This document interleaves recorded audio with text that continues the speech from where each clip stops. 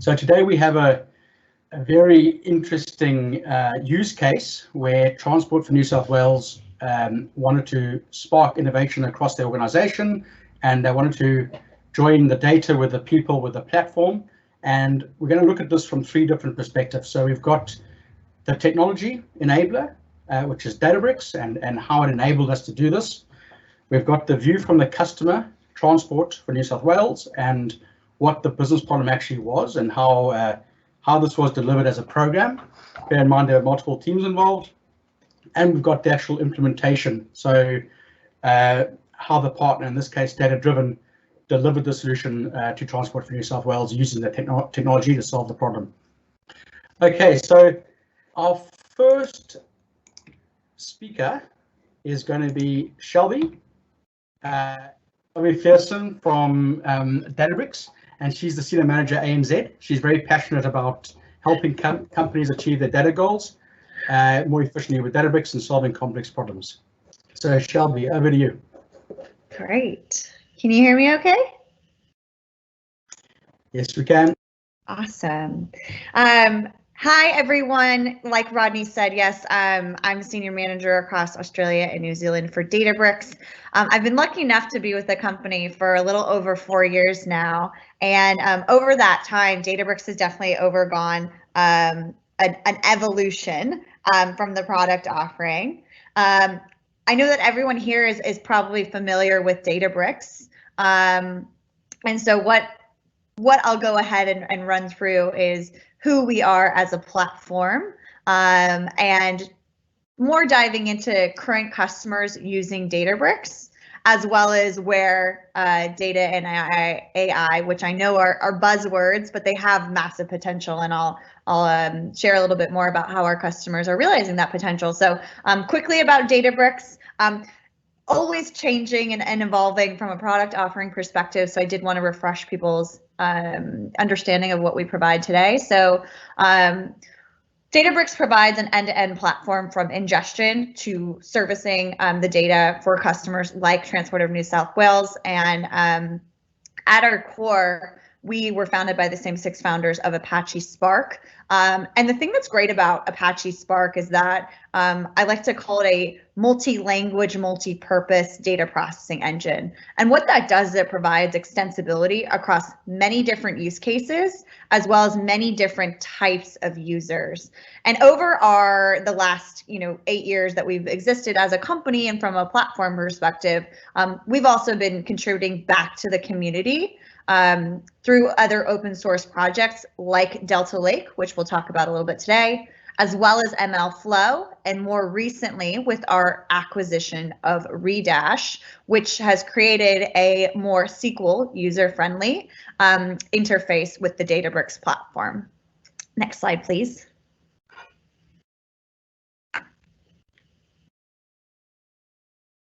I'll make sure to do it a little earlier.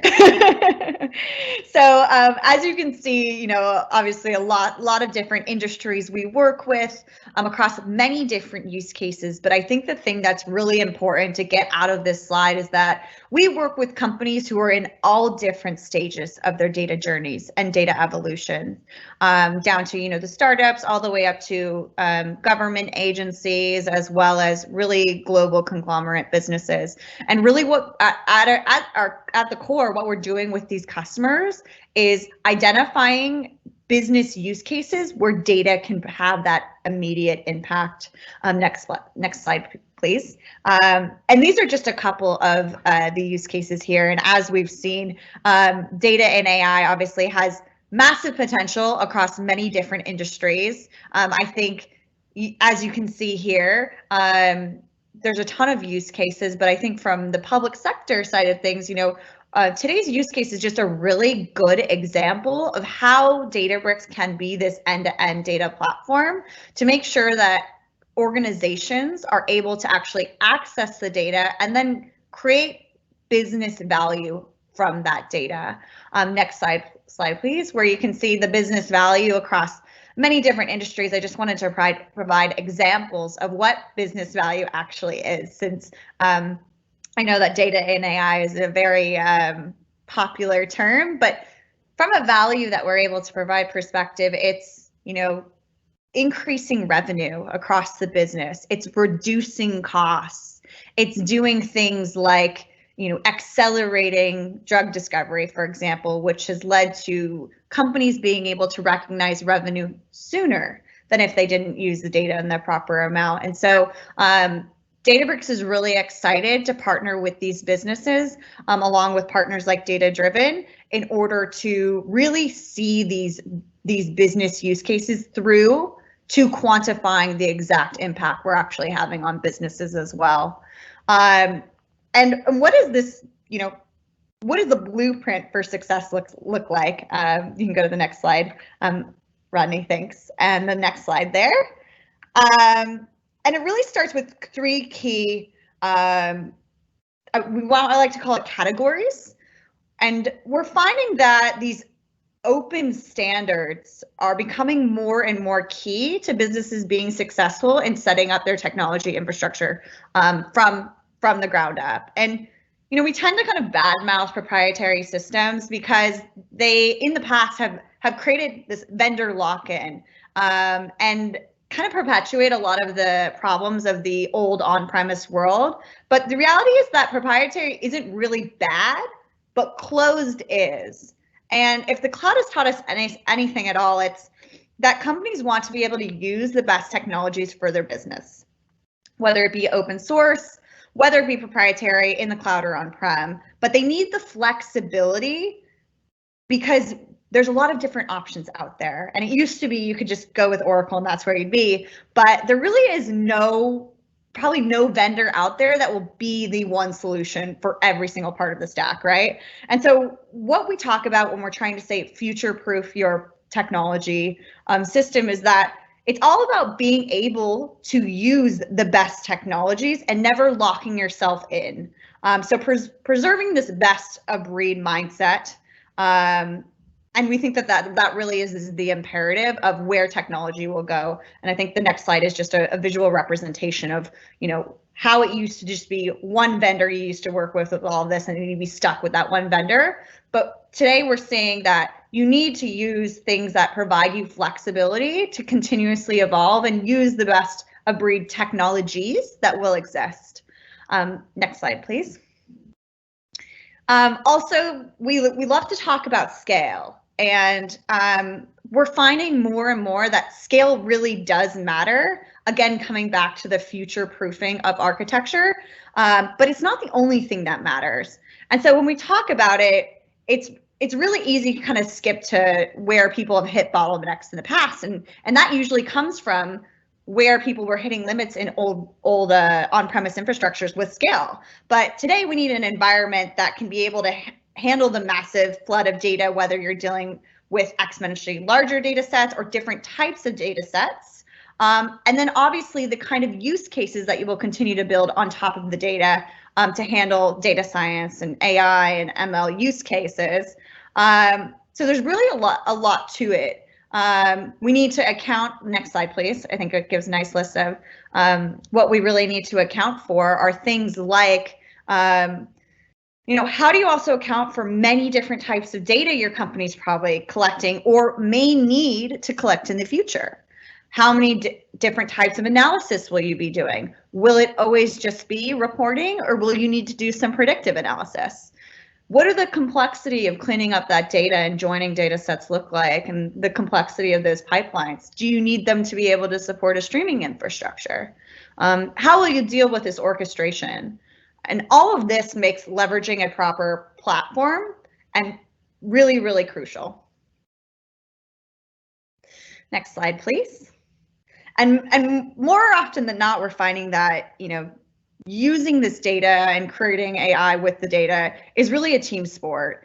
And we're finding that as the cloud became much more popular, so did the fragmentation of the teams, purely due to the tool overload that exists, especially when you're adopting a cloud platform. And so we're finding the fragmentation and the complexity of these environments really have perpetuated within the team silos there. And so data engineers are doing their work, which is very specific, data scientists in another, and then analysts in another. But what we're seeing is that a lot of the groups are actually overlapping, and doing a lot of the work that the other teams are supposed to do.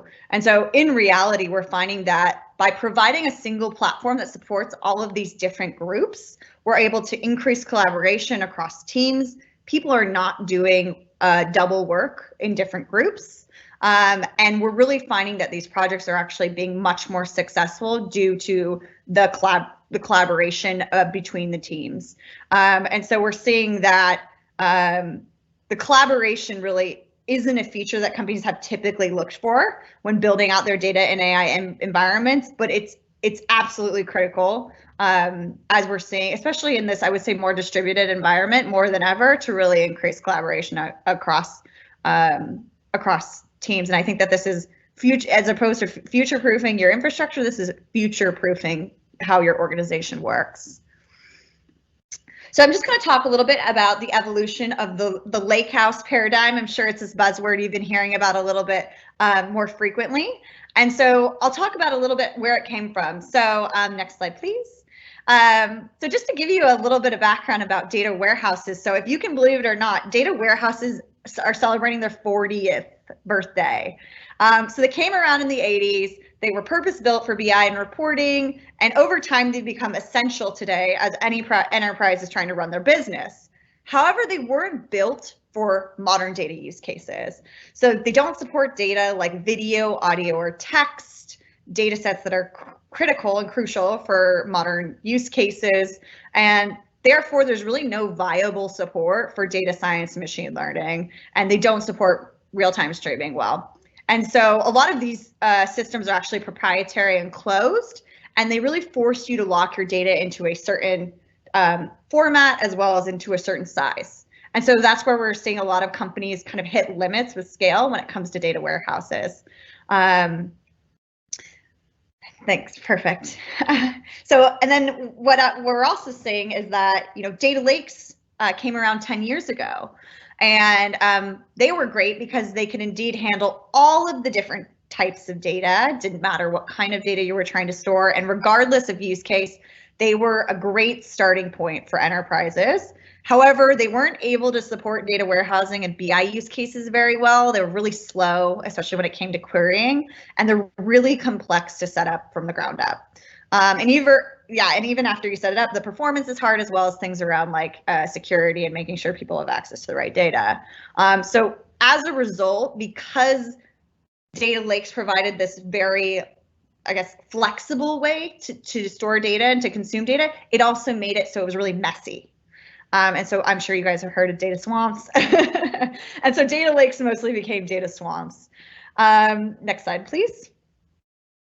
And when we talk about moving into what we're talking with customers today, it's really not viable to support both of these strategies because you're doubling the cost of the storage. It's super complex to manage both of these environments at scale. And more often than not, you're going to be having different data consistency issues, which is a headache for IT departments. Next slide. And so this is what we call the lakehouse paradigm. So the best of both worlds, we want the structure of a data warehouse that is available within the cheap, extensible, flexible storage capabilities of a data lake. Next slide, please. So like, as I mentioned, obviously getting a lake house that is distinct from data lakes. So having the data lake for all of your data. Next slide, please. And the key here is something that we developed called Delta Lake. It's an open source project. I like to refer to it as giving data warehouse-like qualities to a data lake, and is really critical layer of presenting and making this modern lakehouse architecture actually scalable and performant. So bringing structure and reliability to your data lake to support any of the downstream use cases that include SQL analytics, BI reporting, as well as machine and deep learning. Next slide, please. So from a performance perspective, Databricks has actually really invested in doing a lot of the things around indexing and doing analytic workloads that can be executed really fast. And so what we've done is really invested in this high performance query engine. Next slide. Dun, dun, dun. It's called Delta Engine. And so what we did was we worked with customers on developing this Delta Engine, which is actually it was actually built from the ground up to better support the BI use cases that we're used to running our business on, but giving you the extensibility and extending the capability of data science and machine learning. Next slide, please. So what this has actually enabled is, again, one platform to support every different type of use cases and giving all of your end users the same performance and access to the data so that it's really much more reliable to run your business on a single data source. And again, it comes with the performance of every different type of user will now get a really good user experience, obviously increasing collaboration, but reducing that management overhead that usually existed, across many different groups. So with that, we've really, provided an easy way to get started with Databricks on implementing this lakehouse methodology and framework, and have all of the tools available, especially with the new SQL analytics feature that Rodney will be going through later in the demo. That really just helps in addressing all of these different types of end users use cases, and really, again, provides the business a much easier way to manage one copy of the data that everyone uses downstream. So I think that's it for me. Rodney, appreciate you having me here today, and thank you everyone for listening. If you do have any questions or want to go ahead and add me on LinkedIn, happy to answer them there. So thank you. Thanks very much, Shelby. I'd like to introduce you to Sandeep Mathur, who is the Program Manager at Transport for New South Wales.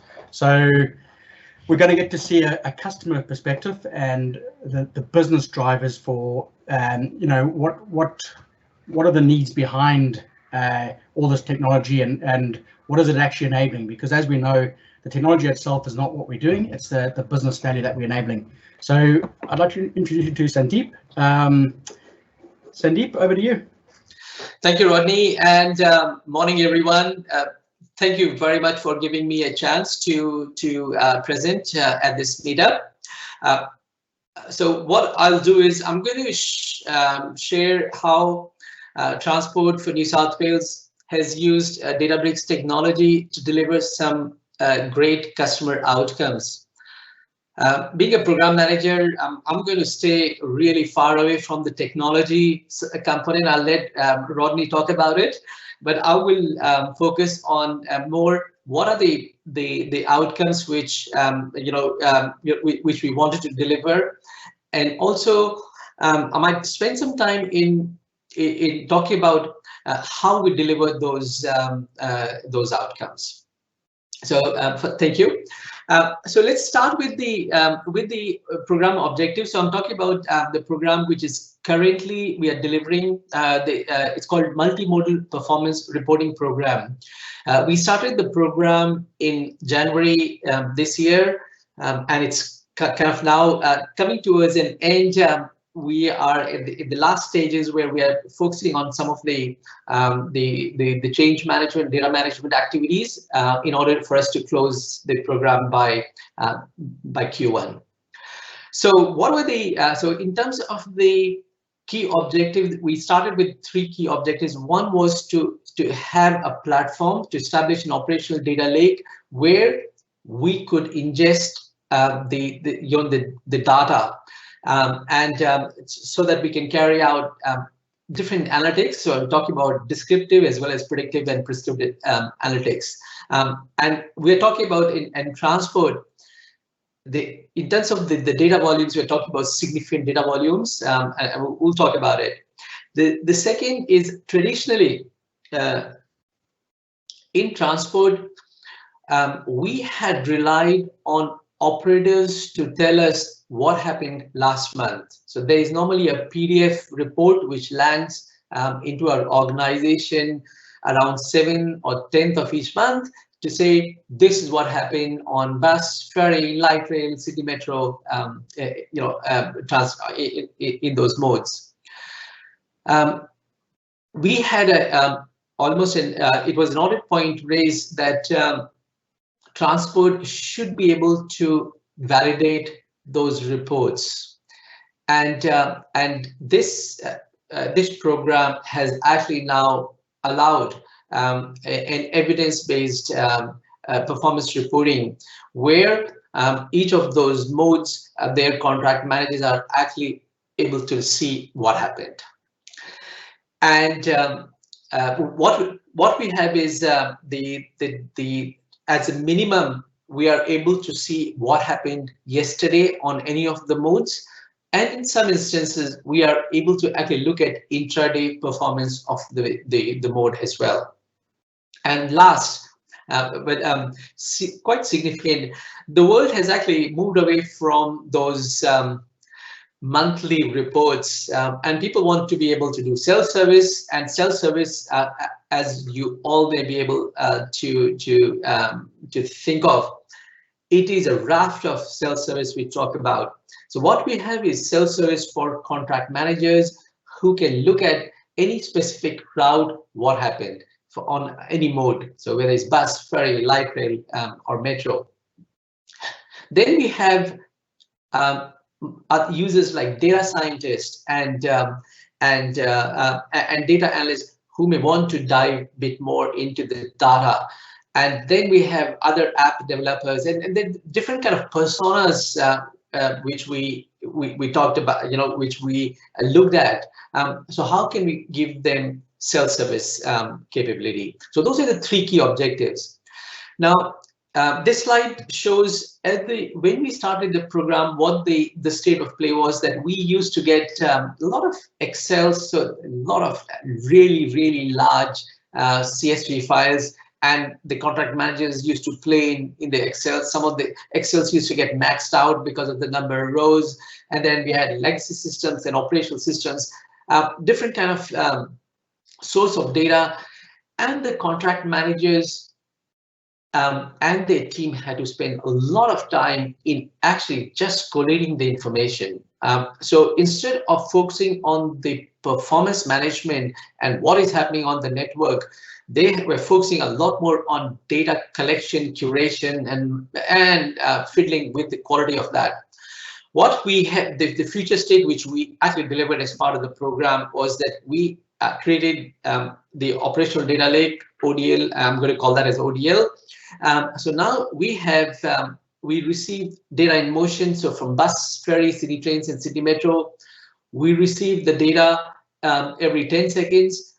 So it is hitting our and it's Azure-based ODL.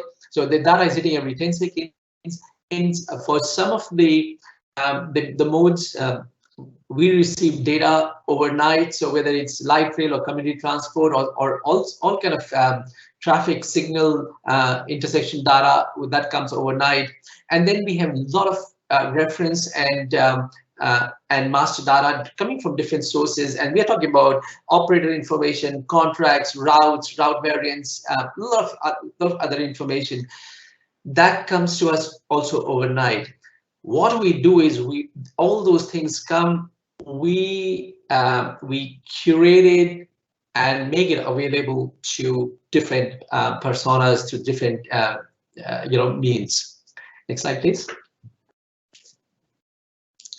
Now, this is a slightly busy slide, and maybe those who are into the project and program management may relate a bit more, less of technology focused on this one. But I wanted to share this.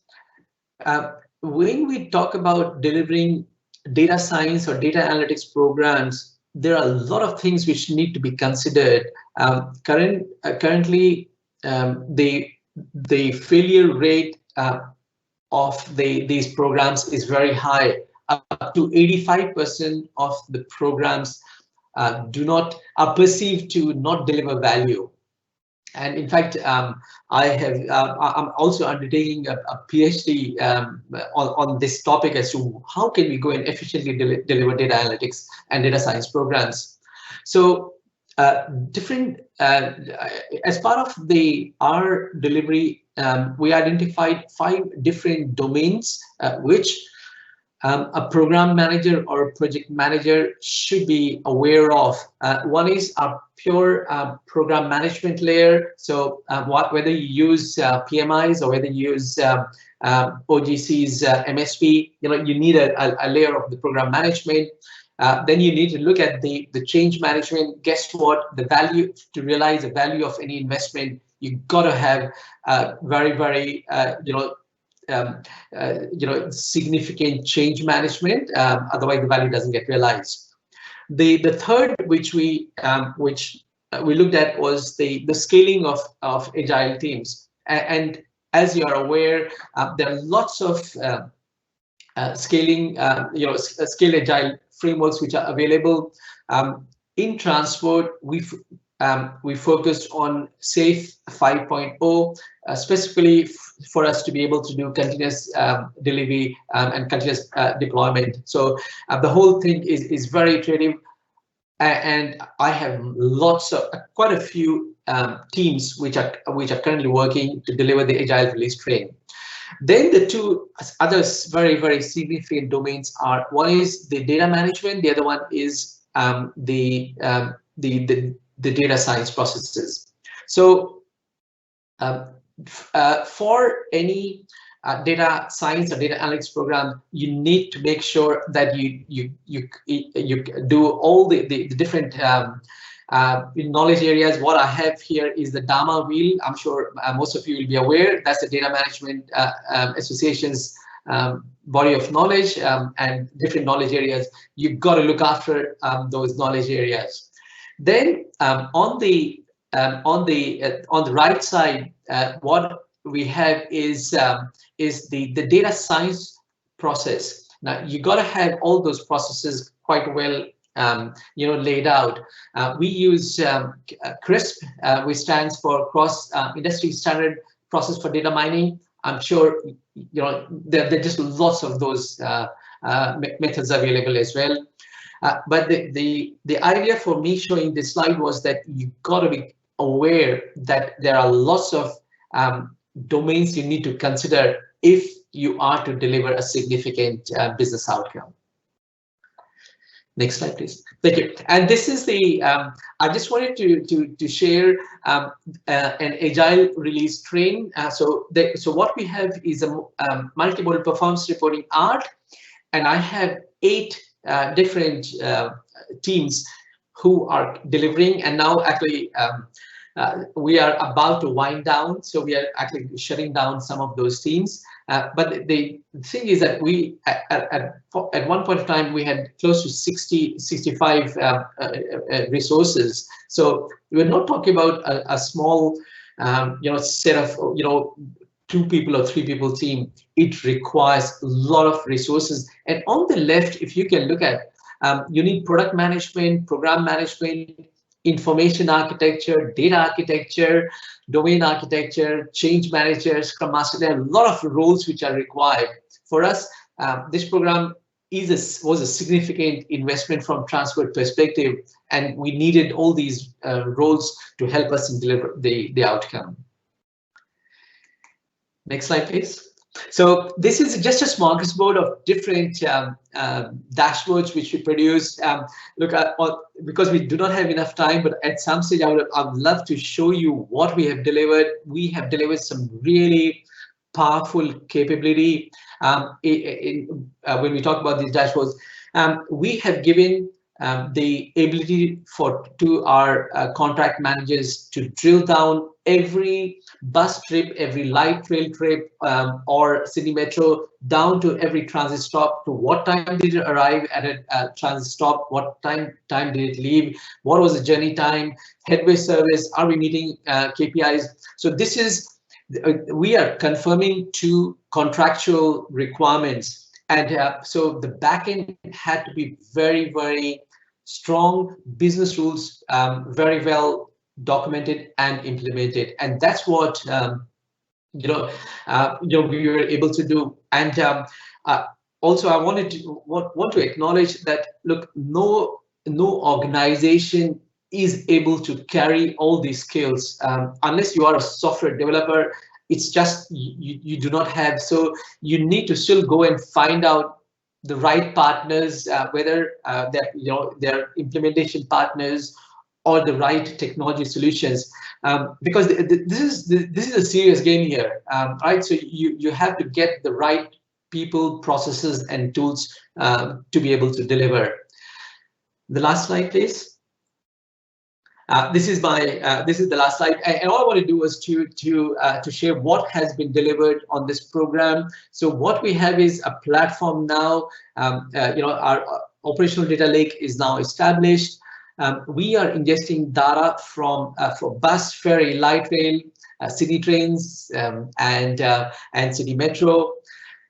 It is landing on operational data lake every 10 seconds. So in a day, those JSON files, we are kind of hitting 0.5 terabyte a day. So the files land, and then we ingest them, and it goes through the whole pipeline of curation of the data before it's available in Power BI. We now have a kind of a single source of truth for the performance management. One of the things we did was we didn't want to have different version for the operator and one version for our internal transport contract managers. All the dashboards which we have built are actually being shared by the between transport as well as the operator. So it's full transparency. We know what the on-time running KPI which we delivered. We have now productionized all the dashboards, and between now and when we close the program, I just want to make sure that the data management, especially all the data governance, is set up properly, so we know who's accessing what. And then from a change management, we are in process of creating training videos, quick reference guides, so that our adoption rate is continues to be high. Look, we have the solution, but we are still focusing on the adoption, and hopefully the adoption rate goes high and people continue to use those dashboards. And also we kind of just put some our success stories are now published on the partners side. So whether it's Microsoft, Agile, Databricks, they're driven, and we were also very pleased that this program was a finalist in Intelligent Transport Systems called ITS Awards for this year. We didn't win the award, but we were, at least from a program team perspective, we thought it was a nice validation of the value which we delivered as part of this program. That was it. I'm going to hand it over to Rodney, but I'm happy to take on questions towards the end. Thank you. Great, thanks for that, Sandeep. So let me just share my camera. So my name is Rodney Joyce, for those of you who don't know me yet. Data Driven was the Databricks partner in this project. So Data Driven is a Azure consultancy. We focus only on Azure, and we're very highly specialized in the Azure data platform and Databricks. We basically help companies like Transport for New South Wales build these kind of projects and operational data lakes. I'm going to focus today mainly on the self-service capability of the operational data lake. So Sandeep spoke about these curated reports and the business value that they're driving that's coming out of the data warehouse, and I'll show you how that fits into the ODL, the data lake. Okay, so succeeding with a data and analytics strategy. There's the same challenges that are being faced by everyone in this game. So everyone's got these data silos, which are a result of legacy technology, legacy processes, all sorts of reasons, which we won't go into now. But these data silos cause great cost and effort to access data across an organization the size of transport. Data gets duplicated, and that reduces quality. The second thing is that because of these data silos, the business users who have the domain knowledge and want to prove out hypotheses and understand how to get value out of this data, they can't get access to the data. So they normally require IT or intervention to facilitate this to get access to this data. And the third thing is that when we're talking about operational data in transport, if you think about it, we are ingesting the position of every single vehicle managed by Transport for New South Wales across the state. Every single bus, ferry, train, there's 7 different transport modes, and every single 10 seconds, it's sending an IoT message with the longitude and latitude and a whole stack of other telemetry. Now, we store that data forever in the data lake. That is a lot of data, and traditionally, it's been really costly to store and process that data, which is the reason why this hasn't been done until now. It's going more and more mainstream. And lastly, everyone's got really great skill sets, you know, things like SQL, Excel analysis, Python. There's a lot of skills that people have had for years. They're very tried and tested. How do you reuse those skills? We don't want to have to get our people to retrain. So if we look at how we solve these problems with the ODL, we took 3 different components. We took the people who have the skills and the domain knowledge, more importantly, from transport. We joined it with the data, the operational data from the different transport data sets. And bear in mind, this pattern works for any future data sets. You can keep adding data into the data lake. And we added the platform and the tools. And this gave us the ability to do self-service. Now, I know Venn diagrams are corny, but I think that really fits in pretty well there.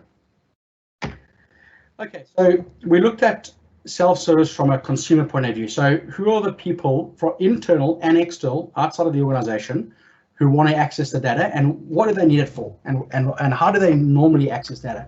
So Sandeep spoke about the report viewer persona, and these are the guys that they're normally executives. They want to get KPIs, aggregated, curated data, updated, you know, on a regular cadence. Those are your standard Power BI, Tableau, whatever BI tool you're using, and it's very predefined. Secondly, we have the data analyst inside of transport. So in every department, depending on what the department is, there's people who are using Power BI, CSV processing, Excel, SQL, whatever, and they want to get access to this great data. Then we have the data scientist, who's in a similar boat as the previous person, but they specialize in, you know, proving out hypotheses.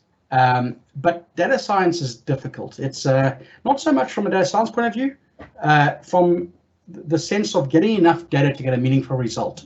It's the data engineering side of data science that can prove to be tricky.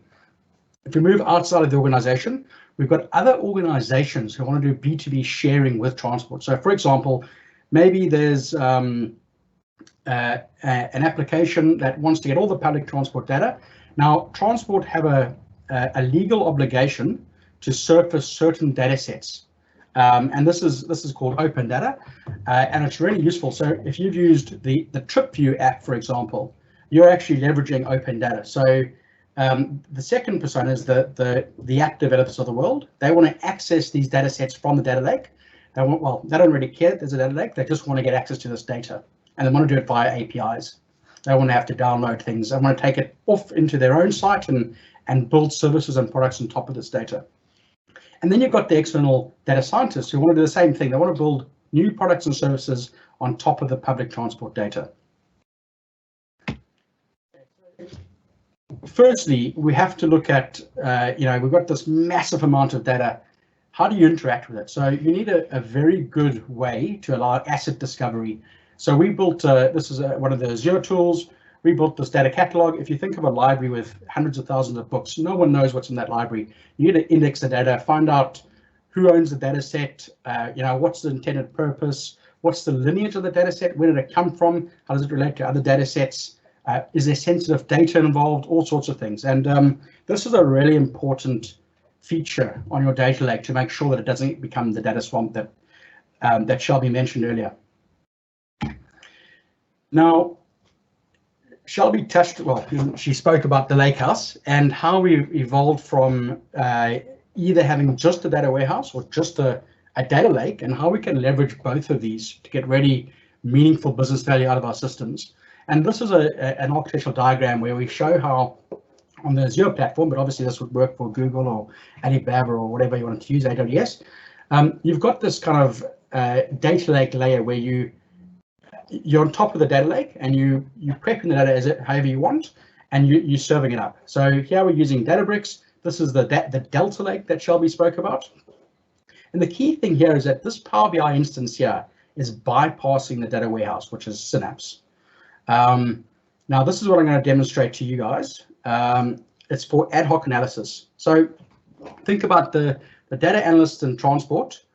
They want to access the raw data. They don't want to see the pre-canned KPIs, all that kind of stuff that's been pre-made in those data models. They say, give me the access to the absolute raw data so I can go and figure out what I want to get from it. And there's two technologies that we've enabled in self-service. The first one is we can now connect Power BI directly to our data lake, and that's thanks to Delta Lake. I know it gets a bit confusing, but the reason is that Delta Lake is this really high-speed performant layer on top of our data. So technically it's still stored in Parquet, but it uses indexing. So it's got these JSON files that track inserts, updates, deletes, and it basically brings all the goodness from a transactional relational database like ACID transactions and things like that to a data lake, which it isn't there by default, unlike a data warehouse. Because of those advancements in technology, we can now do stuff like this. This wasn't possible before. I'm not going to demonstrate Power BI. I think we've all seen it. This was a simple report we did to show how we can get the location of any ferry at any point in time, since we started collecting the data for the last year, and see how fast it was going, what its speed was, down to a 10-second radius. So what I will demonstrate is the new SQL Analytics workspace from Databricks. So Shelby touched on this. Basically, there's a whole category of people who they've used SQL for decades or years. It's a very strong language for querying. Python is great for machine learning, exploratory kind of work, manipulation, but for querying, SQL is a fantastic language. And we don't want to have to re-educate everyone. So by enabling this workspace that's just for SQL users, we kind of reached a whole existing subset of our organization who have the skills already. I'm just going to flick over. Just give me 1 second.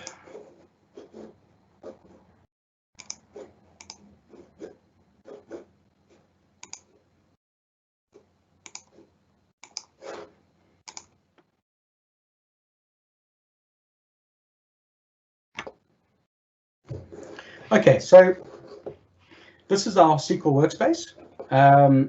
It's very similar to the Spark workspace. It's just purely based for SQL. So we've got endpoints, which are clusters, and I'll show you what the clusters look like. We've got a small cluster here.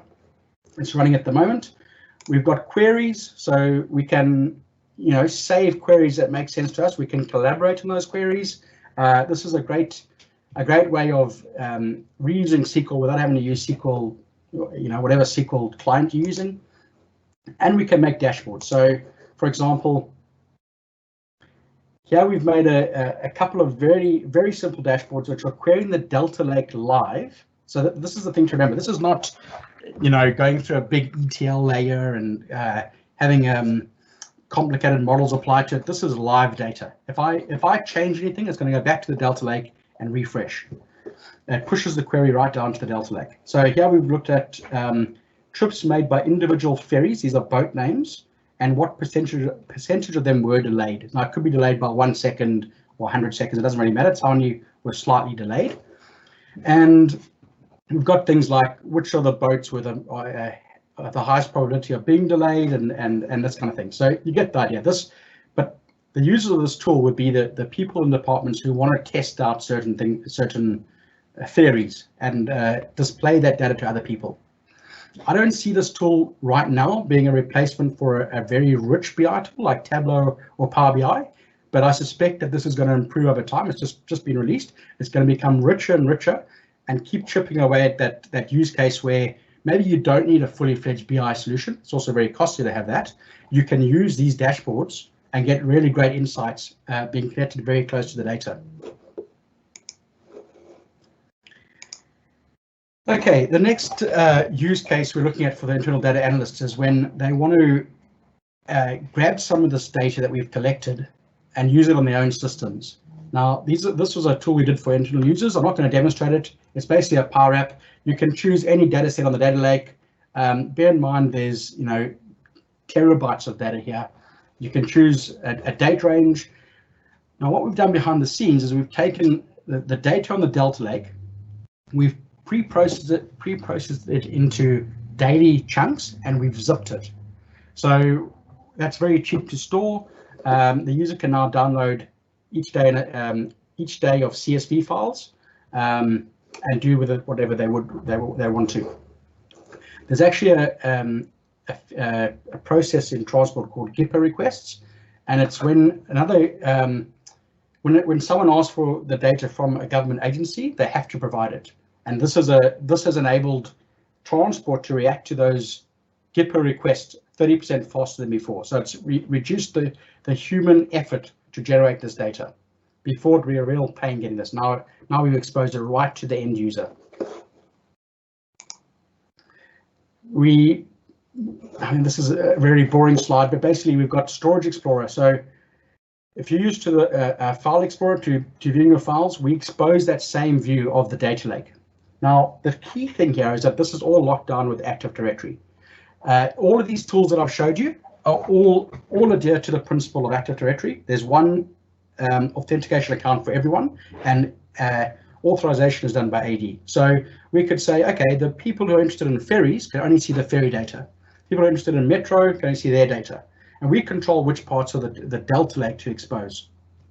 This is also very powerful for people to download the data they want. They can also use this tool to upload data into their sandbox. If they want to do an experiment of machine learning and they want weather data, for example, they can upload the weather data into their little sandbox, join it with the public transport data, and run tests. Once they have it on their own system, they could use Excel or whatever tool they wanted to use. Now, enabling machine learning, this was a no-brainer. There's fantastic insights to be gained from mining the transport data.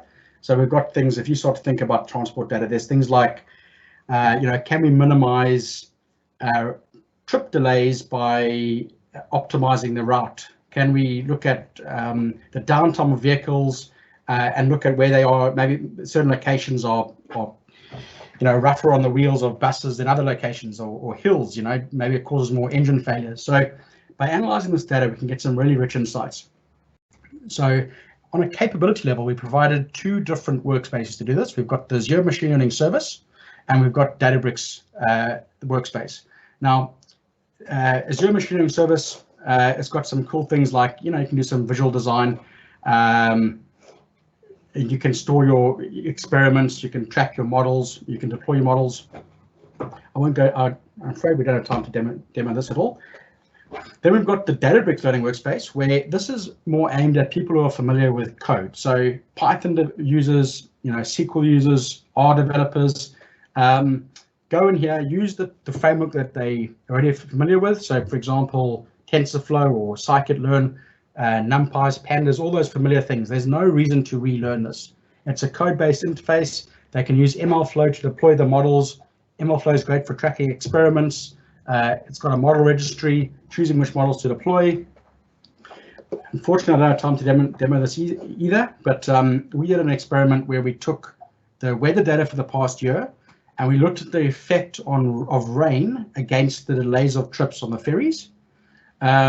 Interestingly, it didn't cause a massive delay, and we think that was because quite naturally the ferry drivers speed up to compensate for the delay. They're aware of their own delay if they leave the port late. B2B sharing, we have a service where we can designate a certain subset of data and invite another user. They get an Active Directory guest account. This is all done behind the scenes. It's all very transparent. There's nothing to do. In the past, if you want to share data with other organizations, you'd have to set up complex ETL layers, firewalls. There'd be all sorts of access issues. You'd have to monitor it. There'd be support costs. All of that's gone. Now it's just like, okay, I want to share this subset of data. Do you want to share it in place? Do you want to export a regular snapshot? You do all of that. The cloud platform does this behind the scenes, replicates it into the other user's tenancy, and they get their data updated regularly. So, for example, in the ML experiment, we were using BOM weather data. We could share data with them if they had a similar functionality in place. Now, no platform is complete unless you expose the data sets and capabilities via API. I'm going to switch over to a quick demo here.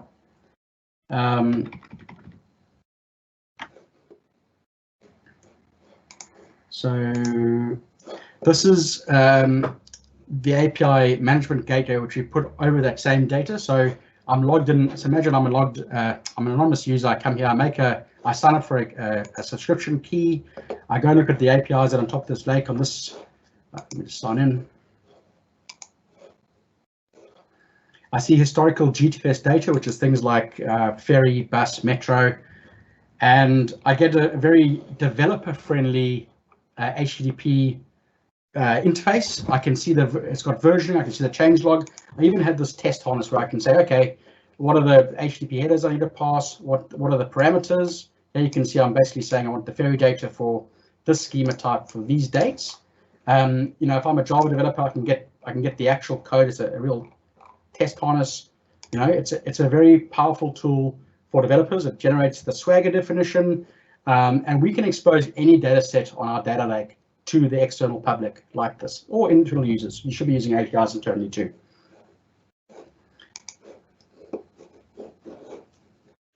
Now, everything I showed you here would not be possible if we weren't using Delta Lake at the lower level.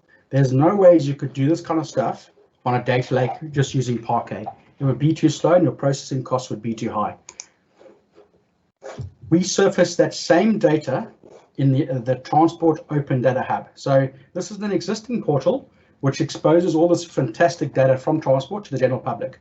And they're consuming our API. That Power App I showed you earlier is consuming the same API. So everything's talking to our data lake through the same API, which means we can control Active Directory, control throttling, authentication, logging. Everything is done in a very secured manner. I'm afraid I don't have time to demo this either. Very quickly talking about the architecture. Now, I want to touch back on a point that Shelby said. This is a hybrid architecture. We don't pick a single vendor. We don't pick a single technology. This is a mix of technologies because people want to consume data in different ways. So at the very core of it, you know, we're ingesting data from APIs, file drops, CSVs, streaming, whatever. It doesn't really matter. We have the capability to ingest it all. That's the point. We use our Delta Lake over here to get into a very structured format where we can do transactional transactions. So, for example, here's our Power App that wants things in a daily zip. We've got our created reports that Sandeep demoed, where we've got a Synapse data warehouse, and those are taking the data from the data lake, from the Delta Lake, and providing it to the users in different formats. I think it's worth pointing out we have this kind of platform level services, which are the governance and management of the system. It's really important to get this right. It doesn't come for free. No tool can do all of this. You have to build the data catalog, the logging. You know, we deploy everything via DevOps. We like that because it reduces our maintenance costs. Everything's in security and Key Vault, and you know, we're really big on cost management at Data Driven. So we provide tools for managing your costs. But these are all things you have to build into your data lake, and they're things you have to consider when building a data lake. Zooming into the Delta Lake itself, we use the Databricks proposed standard of this kind of bronze, silver, gold, raw, processed, enhanced, and the data changes through different formats. I think this kind of stuff is worth a whole tech talk or a whole meetup, so we'll save this for later, but it's really interesting. Without this, we couldn't do the stuff that I showed you. So the key takeaways, data silos and technical complexities are broken down with self-service analytics. It's really crucial to break down those data silos. Once you have the data in the data lake, we can now expose it to everyone in the organization and say, use a tool of your choice, access it, do, you know, go crazy and do great things with that data. It allows different types of analytics like operational reporting, machine learning, and you know, whatever's coming next. This is the thing. We have the data in this great non-proprietary format, and that's really important. Now, don't expect your users to retrain, or you know, don't ask them to, because that's a big ask. Let them do the analytics with the tools that they already have and the skills they have, and don't be prescriptive. You know, offer them multiple channels to consume the data, depending on what they want to do. And this will encourage the creation, encourage the innovation and creativity in your organization. And I think it's worth pointing out, data lakes are pretty immature. You know, they've been around for 10 years, nowhere near the level of maturity of the data warehouse. You really have to build it so it's future-proofed, and it will evolve as the technology does. So apologies for rushing that. I'm just very conscious of the time. Are there any questions for either Shelby, Sandeep, or myself on the business side of things, or the the technology, or the actual implementation? Just going to go through the questions. Can you please talk about the CRISP DM methodology as it relates to data scientists and Databricks? Were there certifications or specific training that was related? Sandeep, can you talk more about the CRISP DM? Yeah, sure. So we haven't gone into a formal CRISP adoption. It's just that we have taken parts of CRISP and put that as part of our framework. So our staff are not trained, but it's more about the process which we are adopting as part of our delivery. Thanks, Sandeep. Next question, how do you update this data in Power BI? So this was sorry, I'm talking too fast. This was referring to the curated reports that Sandeep showed. So our architecture basically ingests this data every 10 seconds, puts it into a raw zone. There's a scheduled process that processes it, every 30 minutes, hour, whatever, into the Delta Lake, and then it's sectioned off into the data warehouse and different data stores for different components. And so the question is, how quickly does it take to go from the ingestion into Power BI for those reports? So I guess the limit there is how often you want to run your Delta Lake. And for us, it's probably about a 6-hour delay, but that's by choice. We are balancing cost with the requirement. In our case, we don't need it more frequently. So it depends on you. If you had a requirement to get data in more frequently, at some point, as you drop latency, you're going to have to change technology. A data warehouse is not good for very quick access. You're going to probably look at something like streaming, put Cosmos DB or the equivalent technology in a different cloud, and switch to live data sets. You definitely have to balance out the requirements with the technology. That's actually a very important point. Next question is, are the SQL Analytics dashboards that Databricks provide only available to certain clients or generally available? So that's talking about the actual, I'm not sure if you're talking about the capability or the workspace. If it's the Databricks capability, I think that's just gone into public preview. You can talk to your Databricks representative and they can enable it for you, or contact me and I can get hold of Databricks and sort that out for you. So just drop me a line. If you're talking about the actual dashboards, in our use case, those are for internal use only. Next question is, how is the data being ingested into Delta Lake? What technologies have been used for data ingestion from GTFSR? So we use Azure Functions to get our, or Lambdas and AWS to get our data in from APIs. Because it's a 10-second delay and not real time, we didn't have to use streaming. Otherwise we would have if it was real time, but we had that 10-second latency. To get into the Delta Lake, we use Databricks. So we process the data. It's actually encoded in protobuf. We deserialize it into JSON in our raw zone, and we ingest it straight into the Delta Lake with Databricks. So we've got notebooks that are invoked by Azure Data Factory. Next question is, should you still need Azure Synapse Analytics? It should be either Databricks Delta Lake with SQL Analytics or Azure Synapse. Both products are overlapping in many sense and provide similar sets of functionality. That's a very good observation. They definitely are. There is definitely some overlap there. It really depends on your use case. So Synapse still has the data warehousing component, the provisioned data warehouse. And for operational reporting, that's going to be around for a long time. It has a very high cost to it. It has a Spark engine. That Spark engine is nowhere near as optimized as Databricks. Bear in mind, Databricks took Spark, highly optimized it, built Delta Lake, highly optimized that. So you're getting performance gains of, I think it's statistically like 10 or 20 times faster on Databricks. than the vanilla Spark that HD Insights or Synapse provides within Microsoft. It's also a product that's geared at Spark. So there's a few more features it has than the Microsoft version. So it really depends on your use case, whether or not you want to use Synapse or Databricks or both. And I think there's definitely scope for a hybrid approach. If you're doing machine learning, for example, and you're doing lots of workspace data science, then using Databricks is a bit of a no-brainer. Yeah, there's also the maturity level to consider with Synapse. Jatin, thanks for your comment. Post function should not be used for get file list. Very good point. I take it on the knuckles. It should be a get. That's true.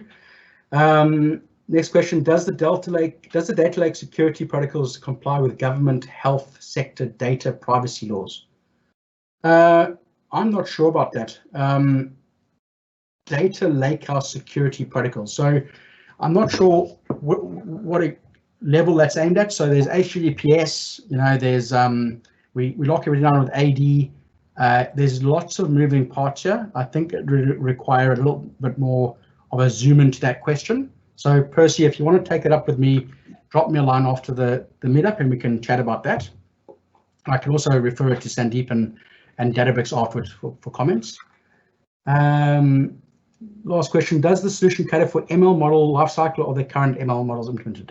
So it does definitely. So within Databricks, you've got ML flow, and within Azure Machine Learning Service, you've got the deployment side of ML ops.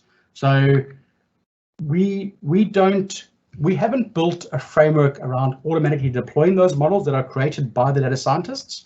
That would be the next step, but we're waiting to see how the system is used first. These models are not yet going into production on the ML side, so that ML ops stuff really comes a little bit later once we have proven out that there's a demand for the machine learning side of things. Okay, guys. Thanks for tuning in, and hopefully see you at the next meetup. Sandeep and Shelby, thank you very much for your time. Thanks a lot. Thanks all. Bye. Bye.